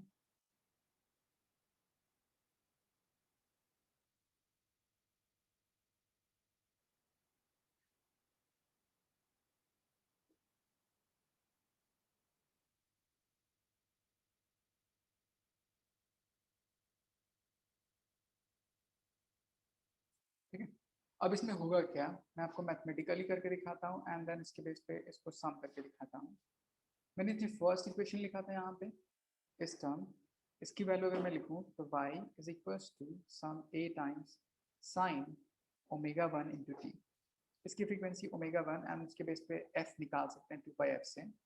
जो मैंने सेकेंड वेव लिखा, ठीक, उसकी वेलोसिटी मतलब equation a sine ω2 times t। अगर मैं इन दोनों टर्म को ऐड कर दूं ताकि उसका रिजल्टेंट आ जाए, तो y is equals to a common कर लीजिए, तो यहाँ पे बच जाएगा sine c plus sine d। तो sine c plus sine d उसका फॉर्मूला होता है 2 sine c plus d by 2, तो हो जाएगा ओमेगा 1 प्लस ओमेगा 2 इंटू टी अपॉन 2 एंड सेकेंड पार्ट हो जाता है cos omega 1 minus omega 2 upon 2। ठीक, ये आपने ट्रिग्नोमेट्री में पढ़ा होगा, उसके बेस पे मैंने यूज कर लिया। अब यहाँ पे दो टर्म डिफाइंड है। एक मेरे पास टर्म है कि उसकी वैल्यू यहाँ पे omega 1 plus omega 2 upon 2, omega की वैल्यू होती है 2 पाई एफ। तो अगर आपको ओमेगा गिवन हो तो वहाँ से 2 पाई एफ, वहाँ से फ्रीक्वेंसी कैलकुलेट कर सकते हैं। तो इसको सॉल्व कीजिएगा तो इसकी वैल्यू आ जाएगी f1 प्लस f2, और मैं इसको सॉल्व करूँगा तो इसकी वैल्यू आ जाएगी f1 माइनस f2। मतलब इन दोनों वेव अगर फ्रीक्वेंसी अलग अलग है, सुपर इम्पोज करता हूँ तो दो वेव बनाती है, दोनों की फ्रीक्वेंसी अलग अलग होती है। एक फ्रीक्वेंसी दोनों का सम एंड एक फ्रीक्वेंसी दोनों का डिफरेंस। तो यहाँ पे जो बाहर वाली वेव है, ये वाली वेव, ये देखिए दोनों फ्रीक्वेंसी के डिफरेंस के इक्वल है। यहाँ पे जैसे 4 था और यहाँ पे जैसे 2, तो 4 माइनस 2 कितना हो जाएगा 2। यहाँ पे देखिए दो वेव बन रही है, 1 2। अंदर वाली जो वेव है इसको देखिए, दोनों का सम करके देखिए, 4 प्लस 2 कितना 6, तो यहाँ पे भी 6 हर्ट्ज होगा। 1 2 3 4 5 एंड 6। तो हम नीचे वाले को बोल सकते हैं अंदर वाले को कि दोनों के सम के इक्वल है। ठीक, तो हम ये डिफाइन करते हैं, अगर दो वेव जिसकी फ्रीक्वेंसी डिफरेंट हो, अगर एक दूसरे पे ओवरलैप करती है तो वो रिजल्टेंट दो फ्रीक्वेंसी वेव बनाती है। ठीक है, जिसमें आउटर वन उन दोनों के डिफरेंस के इक्वल होता है एंड इनर वन दोनों के सम के इक्वल होता है। अब इससे हम क्या कंक्लूड करते हैं, मैं आपको वो बताता हूँ। यहाँ पे जहाँ पे एम्पलीट्यूड मैक्सिमम है, हमने क्लास 9 में पढ़ा था, एम्पलीट्यूड अगर ज़्यादा हो वो लाउड साउंड होता है एंड एम्पलीट्यूड अगर कम हो तो फेंट साउंड, वीक साउंड। तो यहाँ पे लाउडनेस क्या होगी ज़्यादा, यहाँ पे लाउडनेस क्या होगी कम। तो लाउडनेस कम को बोलते हैं फेंट एंड लाउडनेस ज़्यादा को हम बोलते हैं लाउड एंड फेंट। इस तरह से डिफाइन करेगा। वन फेंट sound and one loud sound दोनों को कंबाइन करके यहाँ से हम तक इस क्वांटिटी को हम बोलते हैं 1 बीट। तो बीट अगर डिफाइन करने के लिए बोलिए व्हाट इज बीट, तो आप बोलिएगा किसी भी दो वेव अगर उनकी फ्रीक्वेंसी डिफरेंट हो उसको ओवरलैप कराइए such that faint sound and loud sound का क्रिएशन हो, तब उस combination of one faint and one loud is called 1 beat. तो यहाँ पे एक बीट फर्स्ट वन में एंड एक बीट यहाँ से यहाँ तक सेकेंड वन में, तो इस पूरे वेव में दो बीट्स जनरेट हो रही है। अगर मैं टाइम टेकन 1 सेकेंड ले लूँ तो उसको बीट्स फ्रीक्वेंसी बोल सकते हैं 2 हर्ट्ज के लिए। अब अगर मैं यहाँ से देखूँ ये वाली फ्रीक्वेंसी जो दोनों के डिफरेंस के इक्वल है, उतना ही नंबर ऑफ बीट्स यहाँ पे जनरेट हो रहा है। तब यहाँ से एक फॉर्मूला हुआ कि बीट्स फ्रीक्वेंसी सिंपली किसके इक्वल होता है, difference of the frequency of two wave. ठीक, तो मेरे पास यहाँ से पहला फॉर्मूला आया, beats frequency is equals to difference of frequency of two wave. यहाँ तक किसी को कोई मुश्किल?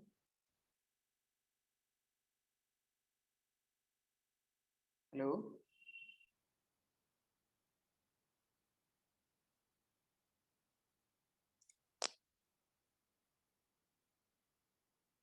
हेलो, सबको पूरा पूरा समझ आ रहा है? Yes sir. ओके, तो हमने बीट्स डिफाइन कर दिया। अब इस बीट्स पे एक मेरे पास फॉर्मूला आया कि beats frequency simply difference of frequency of two wave उसके क्या है इक्वल है। तो मैं इसको कैलकुलेट करने की कोशिश करता हूँ। ठीक है, उसके अदर क्वेश्चंस कैसे सॉल्व करते हैं। तो एक क्वेश्चन गिवन हो कि डायरेक्टली दो वेव जिसकी फ्रीक्वेंसी गिवन हो उसके बेस पे सब्ट्रैक्ट करके निकाल लीजिए।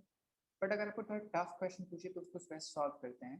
तो उसमें कुछ कंडीशन गिवन होती है। कंडीशन क्या क्या हो सकती है मैं आपको वो बताता हूँ। फर्स्ट कंडीशन होती है, उसको बोलते हैं हम लोग वैक्सिंग। वैक्सिंग करने का मतलब होता है कि कोई आपको ट्यूनिंग फोक दे रखा है, उसके ऊपर एक लेयर ऑफ वैक्स डिपॉजिट कर दीजिए, जिसकी वजह से मास इंक्रीज कर जाता है। मास इंक्रीज करने की वजह से उसकी फ्रीक्वेंसी क्या हो जाती है, कम हो जाती है। तब इस फिनोमेना को वैक्सिंग बोलते हैं। तो वैक्सिंग का मतलब deposition of layer of wax on tuning folk, so mass increases and frequency decreases। ये मेरे पास फर्स्ट कंडीशन। सेकेंड कंडीशन होती है इसका opposite, that is called filing.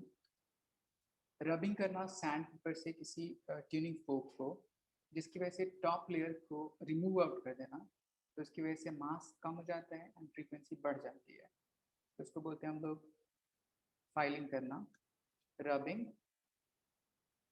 So mass decreases and frequency increases. Third condition आपको पूछ सकता है कि जितने भी इंस्ट्रूमेंट जो स्ट्रिंग बेस्ड होते हैं, जैसे गिटार, सितार, ये सारी चीज़ें, उसमें हम क्या करते हैं, उसके नॉब को टाइट करने की कोशिश करते हैं ताकि उसमें टेंशन स्ट्रिंग में बढ़ा दी जाए, उसको बोलते हैं ट्यूनिंग करना। ठीक, तो अगली चीज़ होती है ट्यूनिंग। ठीक, ट्यूनिंग में क्या होगा, टेंशन एंड नॉब बढ़ा दीजिए, टेंशन बढ़ाने की वजह से फ्रीक्वेंसी क्या होती है, बढ़ जाती है। तो ये तीन मेन बेसिक क्वेश्चन आपसे पूछ सकते हैं इस पर बेस्ड। अब मैं आपको इसके बेस्ड क्वेश्चन करके दिखाता हूँ कि क्वेश्चन आपको क्या पूछेंगे। ठीक, फर्स्ट जैसे मैं आपको एक क्वेश्चन लिखता हूँ, ठीक, आपको बोलेगा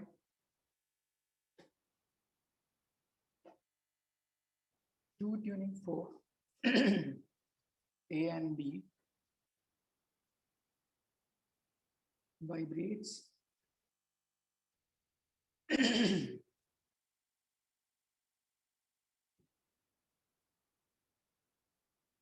20 beats in 4 seconds. On waxing A, they produces 20 beats in 5 seconds. Find frequency of A if frequency of B is 305 hertz. तो ये मेरे पास कोई क्वेश्चन पूछ सकता है।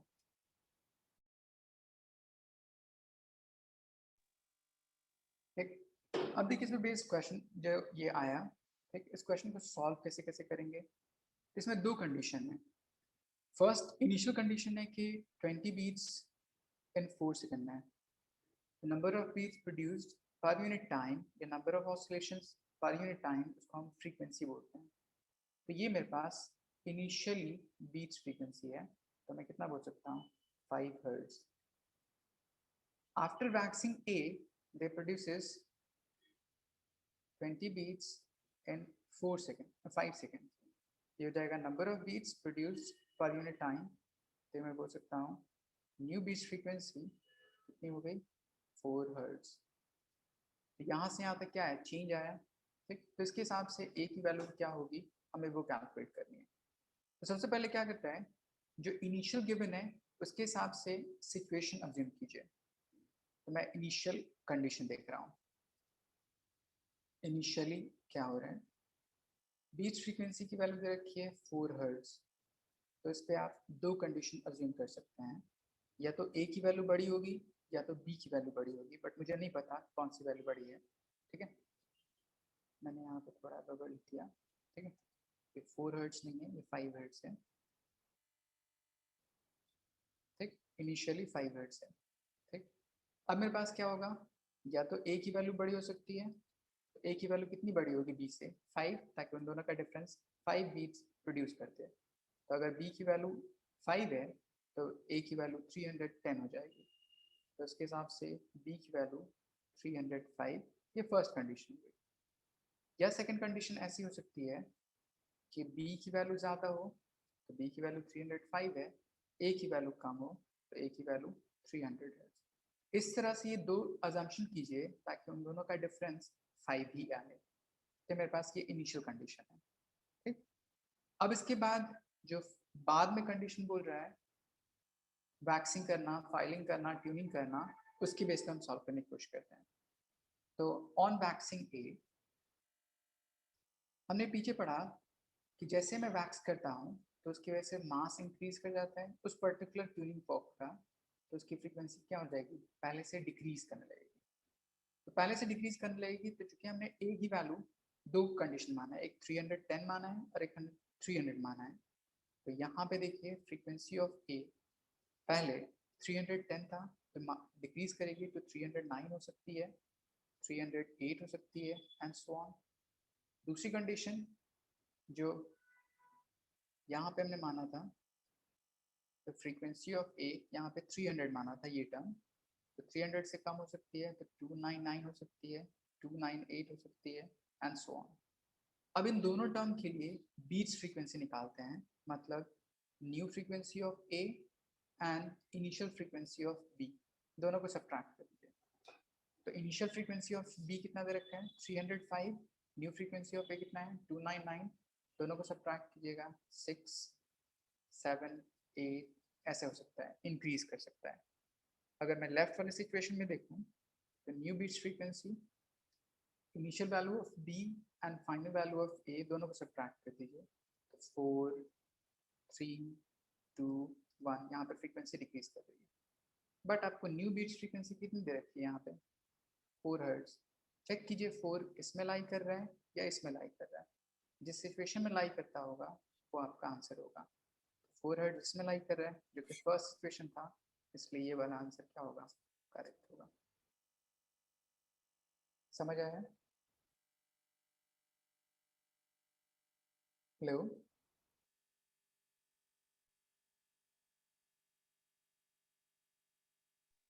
Yes, sir. ओके। तो इसी तरह से आपको बीच फ्रीक्वेंसी, उस पर बेस्ड क्वेश्चन गिवन होगा, तो इस तरह से हम फाइंड आउट कर सकते हैं। मैं आपको एक और क्वेश्चन बताता हूँ इस बीच फ्रीक्वेंसी के बेस पे, ठीक है। जैसे आपको बोले सपोज ए एंड बी कोई दो ट्यूनिंग फोक है, दोनों की वजह से वाइब्रेशन प्रोड्यूस्ड हो रही है कितनी 2 हर्ट्ज, ठीक।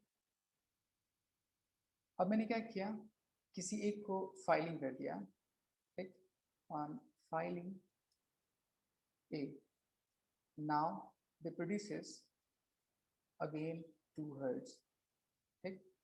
अब इसमें क्वेश्चन कि अगर बीच फ्रीक्वेंसी की वैल्यू 202 हर्ट्ज है तो ए की वैल्यू क्या होगी, ठीक, ऐसा कुछ क्वेश्चन पूछा। ये दोनों वैल्यू सेम भी हो सकती है, डिफरेंट भी हो सकती है। अगर सेम भी हो तो कैसे समझें, क्वेश्चन कैसे सॉल्व करें। तो हमें क्या करना है, फिर से सेम दो सिचुएशन अज्यूम करने हैं, ठीक है। बीच फ्रीक्वेंसी देखिए कितना है मेरे पास इनिशियली 2 हर्ट्ज, इसकी दो कंडीशन मैंने माना, या तो ए की वैल्यू बड़ी मान लीजिए, तो ए की वैल्यू मैंने कितना मान लिया एंड बी की वैल्यू कितनी दे रखी है उसके हिसाब से, बी की वैल्यू दे रखी है 202, मैंने 2 और ऐड कर दिया तो इसकी वैल्यू 204 हो सकती है एंड इसकी वैल्यू 202 है। या इसका रिवर्स हो सकता है, बी की वैल्यू 202 दे रखी हो एंड ए की वैल्यू 200 अज्यूम कर लीजिए, ये दो मेन पॉसिबिलिटी है। अब हम क्या करते हैं, फाइलिंग किया मैंने किसको, ए को, ठीक, ऑन रबिंग ए, रब करने की वजह से इसके मास में डिक्रीजमेंट होता है तो फ्रीक्वेंसी क्या होती है, इंक्रीज कर जाएगी, किसकी, ए की। तो न्यू फ्रीक्वेंसी ऑफ ए पहले कितना था 204, अब इंक्रीज कर जाएगा, 205 हो सकता है, 206 हो सकता है, 207 हो सकता है एंड सो ऑन। यहाँ पे ए की value new frequency 201, 202, 203, 204, 205 and so on हो सकता है। तब हम क्या करते हैं, न्यू बीट्स फ्रीक्वेंसी की वैल्यू फाइंड करते हैं। तो यहाँ पे न्यू बीट्स फ्रीक्वेंसी इस वाली सिचुएशन में फाइंड करें, तो 5 माइनस 2 तो 3, 6 माइनस 2 4, 5 6 7 सो ऑन। यहाँ पे न्यू बीट्स फ्रीक्वेंसी फाइंड कीजिएगा तो 2 माइनस 1 तो 1 हो सकता है, 0 हो सकता है, 1 हो सकता है, 2 3 4 एंड सो ऑन। अब चेक कीजिए कि न्यू बीट्स फ्रीक्वेंसी कितनी दे रखी है यहाँ पे 2 हर्ट्ज। 2 हर्ट्ज किस सिचुएशन में लाई कर रहा है, इसमें कभी भी 2 नहीं आएगा, बट इसमें 2 आ रहा है, पहले डिक्रीज किया देन फिर इंक्रीज करने में 2 आ रहा है, इसीलिए ये वाली सिचुएशन क्या होगी, करेक्ट होगी। तो इस तरह से भी क्वेश्चन पूछ सकते हैं आपसे। यहाँ तक समझ आया?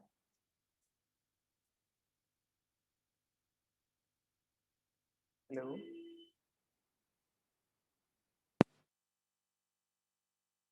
Yes, sir. Yes, sir. तो हमने ये पूरा वेव्स से आपको सिर्फ इतना ही पढ़ना था, ठीक है, पूरे वेव्स में सिर्फ इतना पार्ट। तो वेव्स में मेनली जो आपको क्वेश्चन आएगा वो 5 मार्कर्स क्वेश्चन एक आएगा, ठीक है। तो इसमें मैंने बताया 5 मार्कर्स में 2 पार्ट। एक पार्ट होगा वो वाला पार्ट जिससे पहले पढ़ाया मैंने आपको, Newton's formula and Laplace correction, and based factors effect नहीं पूछ सकता है, तो पूरा एक 5 मार्क्स का क्वेश्चन पूछ सकता है। दूसरा हो सकता है मेरे पास 5 मार्कर में इक्वेशन ऑफ ट्रैवलिंग वेव दे देगा, एंड उस एक क्वेश्चन से 10 चीजें फाइंड करने के लिए बोल सकते हैं, wavelength, velocity, particle velocity, time period, frequency, phase, बहुत सारी चीजें। तो 10 चीजें फाइंड करने के लिए बोलेंगे, हाफ ऑफ मार्क्स के, ठीक, तो वो भी 5 मार्क्स का क्वेश्चन हो सकता है। इस चैप्टर की वेटेज आपको 7 मार्क्स होगा या 5 मार्क्स इसके हिसाब से, क्योंकि इसको SHM दोनों कंबाइन करके आपको 10 मार्क्स का वेटेज होगा, ठीक है। किसी कोई डाउट यहाँ तक?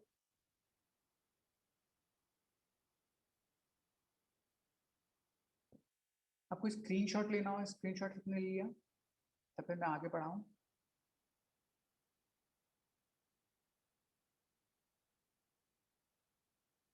ये हमने फर्स्ट पढ़ा वेव्स किसको बोलते हैं, ये मेरे पास इलास्टिसिटी क्यों होनी चाहिए, फिर मैं ट्रांसवर्स वेव, लॉन्गिट्यूडिनल वेव, फिर मैंने कैलकुलेट किया न्यूटन्स फॉर्मूला, लैप्लास करेक्शन, फिर मैंने डिफाइन किया फैक्टर्स अफेक्टिंग, फिर इक्वेशन ऑफ ट्रैवलिंग वेव, उसके terms, particle velocity, wave velocity के बीच में रिलेशन, एंड देन फिर इक्वेशन के बेस पे एक न्यूमेरिकल फेज डिफरेंस, फिर beats, and that's it.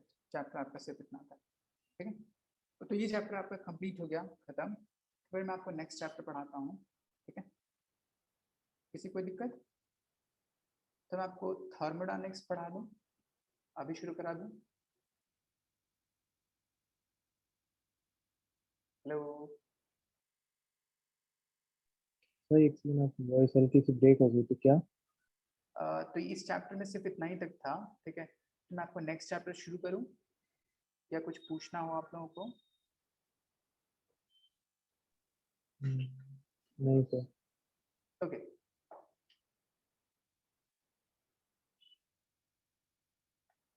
Next chapter मैं आपको बता रहा हूँ थर्मोडायनेमिक्स, क्योंकि बाकी जो सेकंड बुक में जो बाकी सारे चैप्टर्स हैं उनके टोटल वेटेज आपका 20 मार्क्स का होगा, तो उसमें मोस्टली आपका थर्मोडायनेमिक्स एंड फ्लूइड इस पे बेस्ड क्वेश्चन होंगे, ठीक है। तो मैं आपको थर्मोडायनेमिक्स पहले बता देता हूँ, ठीक है।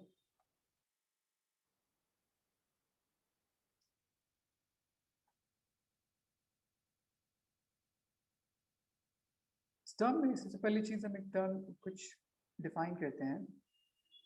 एक होता है मेरे पास थर्मोडायनेमिकल वेरिएबल, उसको बोलते हैं हम लोग प्रेशर, वॉल्यूम, टेम्परेचर, इन सारे टर्म्स को। अब इनके बीच में आपस में रिलेशन जो क्या करता हो, गैस के स्टेट को डिस्क्राइब करता हो, उस टर्म को हम बोलते हैं इक्वेशन ऑफ स्टेट, ठीक। तो एक जनरल इक्वेशन होता है P v to the power x is equal to constant, या एक दूसरे टर्म में इसको ऐसे लिख सकते हैं e to the power 1 upon x v is equal to constant, या आइडियल गैस इक्वेशन, ये टर्म डिफाइन कर सकते हैं, ओके। अब इस टर्म को जानने के लिए मैं आपको एक और चीज बताता हूँ।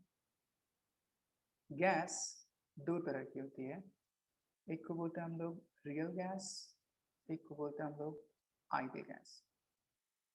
तो पहले मैं आपको डिफाइन कर दूं कि दोनों में एक्चुअली में डिफरेंस होता क्या है, ठीक है, और हम आइडियल गैस के बारे में पढ़ते हैं, ठीक है। उसकी प्रॉपर्टी क्या क्या होगी सिंपली डिफाइन करके बोल सकते हैं। जैसे मैंने कहा कि एक पार्टिकल यहाँ पे और एक पार्टिकल यहाँ पे, तो अगर मैं बोलूँ कि इस पार्टिकल में कोई इंट्रैक्शन नहीं हो रहा, कोई फोर्स ऑफ अट्रैक्शन, कोई फोर्स ऑफ रिपल्शन ना हो, तब वो आइडियल गैस होगा। अगर इंट्रैक्शन पॉसिबल है, मॉलिक्यूलर इंट्रैक्शन या किसी भी अट्रैक्शन या रिपल्शन की वजह से अगर है इंट्रैक्टेड, तो उसको रियल गैस बोलते हैं। तब उस इंट्रैक्शन की वजह से उसमें एक एनर्जी होती है, उस एनर्जी को हम पोटेंशियल एनर्जी बोलते हैं। तो first potential energy is due to interaction of particle.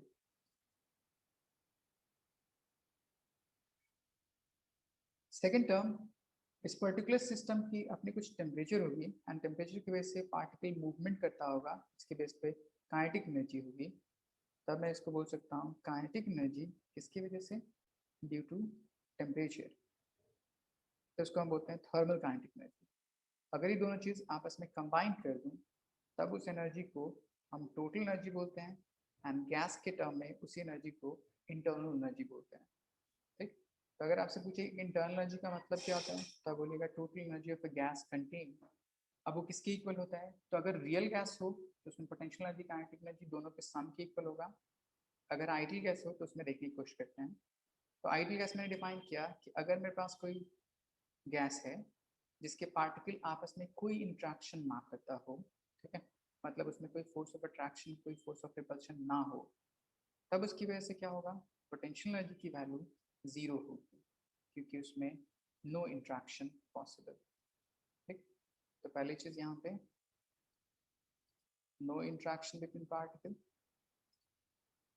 Second चीज उसकी काइनेटिक एनर्जी होगी क्योंकि उस पर्टिकुलर सिस्टम में कुछ ना कुछ टेम्परेचर जरूर होगा, तो ड्यू टू टेम्परेचर।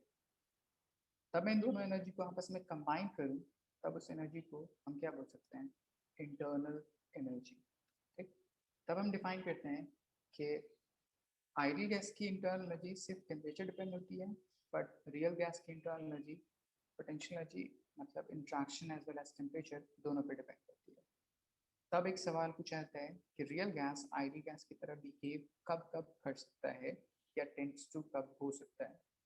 तो अगर मैं यहाँ से कंक्लूड करूँ कि इंट्रैक्शन को मिनिमाइज करूँ, तो इंट्रैक्शन मिनिमाइज कब हो सकता है, जब मैं प्रेशर को बिल्कुल लो कर दूँ। ठीक, दूसरा टेम्परेचर को बहुत ज़्यादा बढ़ा दूँ ताकि पार्टिकल बहुत दूर दूर तक या बहुत जल्दी जल्दी मूवमेंट करे। ठीक, तो under high temperature and low pressure, high temperature ताकि मूवमेंट फास्ट हो जाए, लो प्रेशर इंट्रैक्शन जीरो हो जाए अप्रॉक्स, तब उस कंडीशन में रियल गैस आइडियल गैस की तरह क्या करता है, बिहेव करता है। ठीक, तो हम यहाँ पे डिफाइन करते हैं under high temperature and low pressure,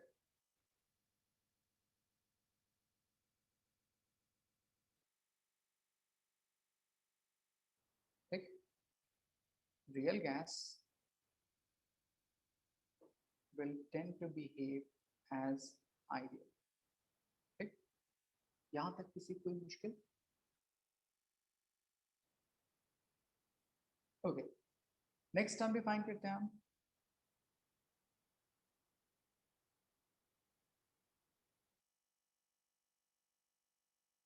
अगली चीज होती है जिसे हमने इक्वेशन ऑफ स्टेट डिफाइन कर दिया, तब हम एक टर्म डिफाइन करते हैं, उसको बोलते हैं हम लोग मोलर स्पेसिफिक हीट कांस्टेंट। ठीक, मोलर वर्ड आया मतलब अमाउंट ऑफ सब्सटेंस या amount of gas in terms of mole होगा। स्पेसिफिक हीट इसका मतलब होता है कि किसी भी सब्सटेंस में 1 डिग्री सेंटीग्रेड टेम्परेचर चेंज कराने के लिए कितना अमाउंट ऑफ हीट रिक्वायर्ड होगा और सप्लाइड होगा, उस क्वांटिटी को हम स्पेसिफिक हीट बोलते हैं। तो यहाँ पे हमने डिफाइन किया, suppose heat is equals to number of moles specific heat into change in temperature, यहाँ से C is equals to dq upon number of moles into change in temperature.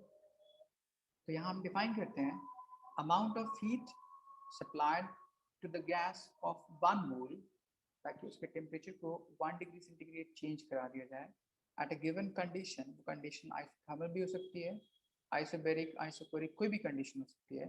तब इस क्वांटिटी को हम बोलते हैं मोलर स्पेसिफिक हीट कांस्टेंट। ठीक है, अब हम इस पर्टिकुलर टर्म के बेस पे इसका एक जनरलाइज फॉर्मूला यूज करते हैं। C इज इक्वल टू होता है R by gamma minus 1 minus R by x minus 1। इस R को बोलते हैं हम लोग यूनिवर्सल गैस कांस्टेंट, जिसकी वैल्यू अगर आपने केमिस्ट्री में पढ़ी होगी तो इसकी वैल्यू होती है 8.314 या 25/3 बोल सकते हैं। तो R इस यहाँ पे यूनिवर्सल गैस कांस्टेंट जिसकी वैल्यू होती है 25/3, या इसी चीज को बोल सकते हैं हम लोग 8.314, ठीक, जूल पर मोल और पर केल्विन। सेकेंड टर्म यहाँ पे एक टर्म है गामा, उसका क्या मतलब है, एंड ये एक्स, इसका क्या मतलब है। तो मैंने पीछे जो इक्वेशन लिखा वहाँ पे जो पावर रेज्ड है ये टर्म p(v)x, तो यही x वहाँ पे पुट करके हम उस पर्टिकुलर गैस के उस कंडीशन के लिए मोलर स्पेसिफिकेट फाइंड आउट कर सकते हैं। मैं आपको अलग अलग क्वेश्चंस करके दिखाऊंगा आगे। यहाँ पे जो गामा है वो गामा कैसे डिफाइन करते हैं, उसके लिए हम एक टर्म पढ़ते हैं, उसको बोलते हैं हम लोग डिग्री ऑफ फ्रीडम। ठीक, डिग्री ऑफ फ्रीडम एक्चुअली में काइनेटिक थ्योरी ऑफ गैस में पढ़ना था, बट मैं आपको यहाँ पे उसका यूज बता रहा हूँ, इसलिए मैं यहीं पढ़ा दे रहा हूँ, ज़्यादा बेहतर होगा। ठीक है, डिग्री ऑफ फ्रीडम का मतलब क्या होता है पहले हम वो समझते हैं। तो आपसे बोलूँ कि कोई भी पार्टिकल अगर मैं मूवमेंट करने के लिए अलाउ करूँ तो वो कितने डिफरेंट डायरेक्शन में मूवमेंट कर सकता है, उन सारे डिफरेंट डायरेक्शन में उसके पास एनर्जी कंटेन होगी।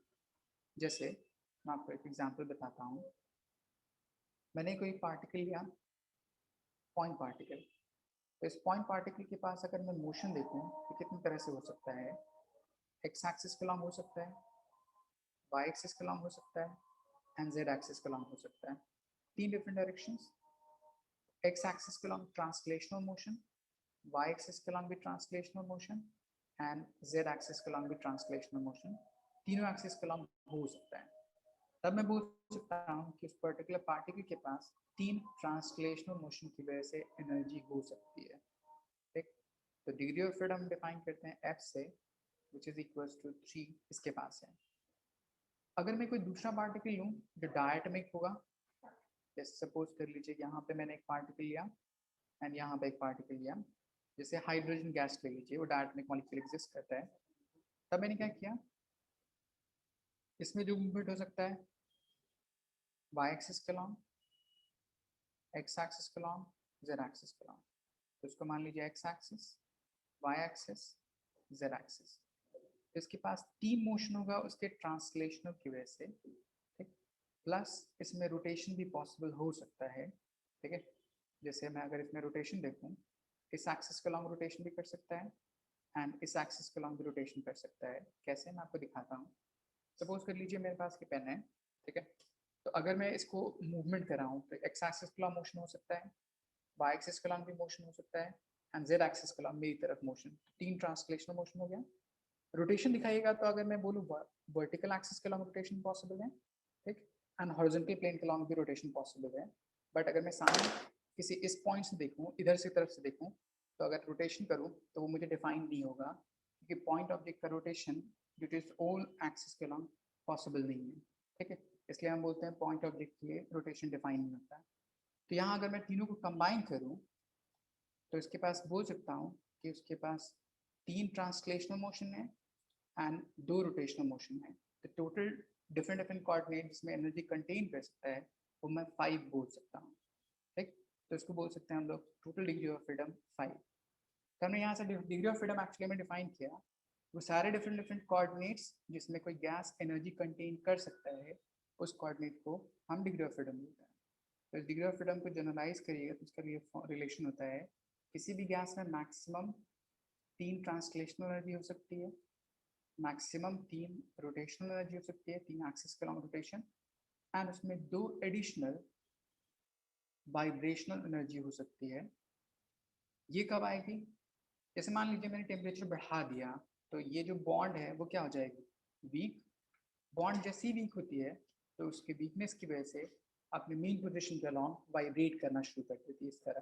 ठीक, एंड उस वाइब्रेशन की वजह से 2 एनर्जी एडिशनली उसके अंदर इंक्लूड करी जाती है। इसीलिए टेम्परेचर बढ़ाने की वजह से डिग्री ऑफ फ्रीडम बढ़ता है, क्योंकि उसमें एडिशनल वाइब्रेशन एनर्जी इंक्लूड हो जाती है। तो ये कब आएगी, जब मैंने टेम्परेचर बढ़ा दिया ताकि उसकी बॉन्ड वीक हो गई एंड उसकी वजह से ये 2 एनर्जी और इंक्लूड हो जाती है। ठीक, अब अगर हमने यहाँ पे डिग्री ऑफ फ्रीडम डिफाइन कर दिया तो इस डिग्री ऑफ फ्रीडम को यूज करके हम गामा फाइंड कर सकते हैं। तो इसका एक डायरेक्ट फॉर्मूला आता है गामा, इसको बोलते हैं हम लोग स्पेसिफिक गैस रेशियो। स्पेसिफिक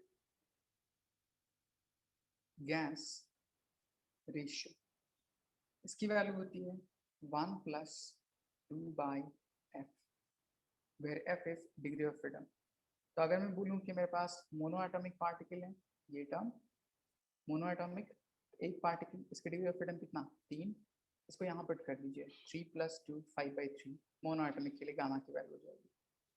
उसी तरह अगर कोई डायटॉमिक है तो डायटॉमिक के लिए टोटल डिग्री ऑफ फ्रीडम कितना हो जाएगा 5, उसको यहाँ पुट कर दीजिए, तो 1 + 2/5 दैट इज 7/5 और 1.4। इसलिए मैंने आपको पीछे वेव चैप्टर पढ़ाया, तो वहाँ पे जब लैप्लेस करेक्शन करते हैं तो लैप्लेस करेक्शन कहता है एयर के लिए, तो एयर में 99% डायटॉमिक गैस है, क्योंकि नाइट्रोजन वो भी डायटॉमिक 78% एंड ऑक्सीजन 21%, दोनों कंबाइनली डायटॉमिक है 99%। इसीलिए हम पूरे एयर को एक डायटॉमिक गैस मानते हैं, एंड वहाँ पे अगर गामा की वैल्यू पुट करेंगे तो वो 7/5 1.4, इसलिए मैंने वहाँ पे यूज किया था 1.4। ठीक, यहाँ तक कोई मुश्किल? Hello,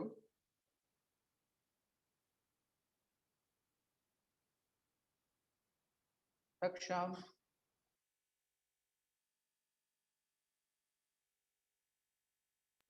Yes, sir. No sir, कोई दिक्कत नहीं। तो मैं यहाँ तक बेसिक टर्म डिफाइन कर दिया, ठीक है। अब इसके बेस पे हम लॉज डिफाइन करते हैं, क्या क्या हो सकता है।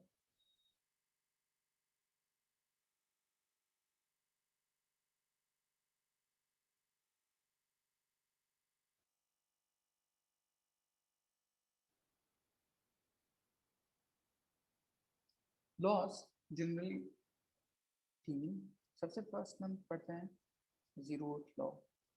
ठीक, जीरोथ लॉ डिफाइन करता है कंसेप्ट ऑफ टेम्परेचर को। ठीक, कैसे डिफाइन करते हैं? मान लीजिए मेरे पास कोई एक सिस्टम है इस तरह, ठीक, इसके outer wall heat exchange allowed नहीं करेगी, ठीक, बट इनर मैंने कुछ वॉल दिया है जिसमें हीट अलाउड में भी पॉसिबल होगा। ठीक, तो मैंने एक वॉल यहाँ से बना दिया जो हीट अलाउ नहीं कर रहा, बट एक वॉल मैंने यहाँ ड्रॉ कर दी जो मैं भी हीट अलाउ कर सकता हूँ। ठीक, तो मेरे पास 3 सिस्टम, एक सिस्टम ये है, एक सिस्टम ये है, एक सिस्टम ये है। तो ये दोनों अलग अलग टेम्परेचर पे होगा, ये किसी अलग टेम्परेचर पे होगा। तो फर्स्ट ये जो वॉल है, इस वॉल को हम बोलते हैं डायथर्मल वॉल। डायथर्मल वॉल जो हीट एक्सचेंज को अलाउ करती है, इस वॉल को बोलते हैं हम लोग एडियाबैटिक वॉल, जो हीट एक्सचेंज अलाउ ना करती हो। ठीक, तब मैं बोल सकता हूँ कि इन दोनों के बीच में हीट एक्सचेंज नहीं हो सकता, बट इन दोनों के बीच में हीट एक्सचेंज हो सकता है। तो यहाँ से हीट इधर की तरफ या यहाँ से हीट इधर की तरफ एक्सचेंज होनी शुरू हुई। किसी भी दो सिस्टम के बीच में हीट एक्सचेंज कब तक होगी? जब तक कि दोनों का टेम्परेचर आपस में क्या हो जाए, इक्वल हो जाए। सिमिलरली इन दोनों के बीच में हीट एक्सचेंज होती होगी, ये चीज़ पॉसिबल तब तक जब तक इन दोनों का टेम्परेचर आपस में इक्वल ना हो जाए। तो हम यहाँ से कंक्लूड कर सकते हैं कि temperature of A, temperature of C आपस में इक्वल हो जाएगा, उस वक्त तक हीट एक्सचेंज होती रहेगी, या temperature of B, temperature of C तक एक्सचेंज ऑफ हीट होती रहेगी। तब इन दोनों में कंबाइन करूँ, सी और सी इक्वल है, तो temperature of A and temperature of B वो भी क्या हो जाएगा, इक्वल हो जाएगा। तब इस कंडीशन में अगर मैं बीच वाले वॉल को अगर मैं हटा दूँ तो उनके बीच कोई एक्सचेंज ऑफ हीट नहीं होगी, क्योंकि उनका टेम्परेचर आपस में क्या हो गया, इक्वल हो गया। तब इनको कंबाइनली हम ये डिफाइन करते हैं कि टेम्परेचर वो फिजिकल क्वांटिटी होती है जो हीट एक्सचेंज किसी भी दो सिस्टम के बीच में कराने के लिए रिस्पॉन्सिबल हो सकती है। इसीलिए जीरोथ लॉ एक्चुअली में कंसेप्ट ऑफ टेम्परेचर डिफाइन करता है। ठीक है, ओके, तो आप इतना पढ़ के रखिएगा। ठीक है, फिर मैं कल कंटिन्यू करता हूँ। ठीक है, तो मैं इसके आगे सारी चीज़ें लॉज एंड इसके अलग अलग प्रोसेसेस डिफाइन करता हूँ। इसमें आपको इंजन्स नहीं पढ़ने, मतलब हीट इंजन, कार्नोट इंजन, सारी चीज़ें, ओके सर। बाकी सारे प्रोसेस हैं वो आपको एक्सप्लेन करूँगा। ठीक है, एंड सर कोई टाइम पे आ जाए कीजिए, ज्वाइन कर लिया कीजिए, बेहतर होगा। ठीक है, ठीक है, thank you sir. Thank you, sir.